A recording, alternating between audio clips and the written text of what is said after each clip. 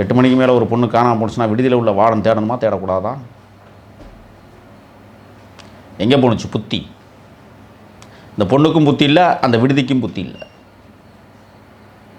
அப்போ அந்த விடுதி என்ன கோணத்தில் இயங்கி கொண்டிருக்கிறது என்பதை விசாரணை கமிஷன் உருவாக்கப்பட வேண்டும். 10 மணிக்கு மேலே ஒரு பொண்ணு காணாமல் போச்சுன்னு சொன்னால் அதை பார்க்குறதுக்கு துப்புள்ளாத கல்லூரி இழுத்து மூடுன்னு நான் சொல்கிறேன்.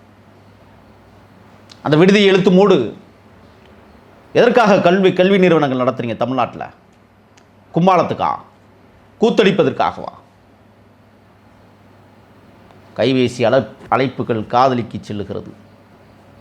9 மணிக்கெல்லாம் வந்துவிடு, பிருந்தாவன் நகர் முக்கத்தில் என் மகிழ்ந்து காத்திருக்கும் என்று அவன் சொல்லவில்லை. உன் விடுதிக்கு பக்கத்திலே என் கார் வந்து நிற்கும். TN 37 67 36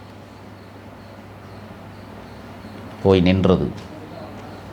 காதலி வந்த சந்தோஷத்தில் கையும் ஓடாமல் காலும் ஓடாமல் காரை நகர்த்த தொடங்கியிருக்கிறான். ஏறிக்கொண்டாள் காதலி.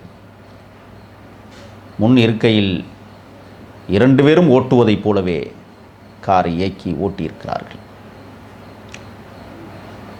விமான நிலையத்தினுடைய தெற்கு புறம் பிருந்தாவனம் நகர்.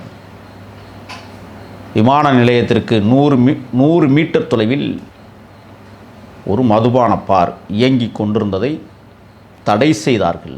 மீண்டும் இயங்கியிருக்கிறது. போலீஸ்காரங்களுக்கு தெரியாமல் இது நடந்திருக்காது.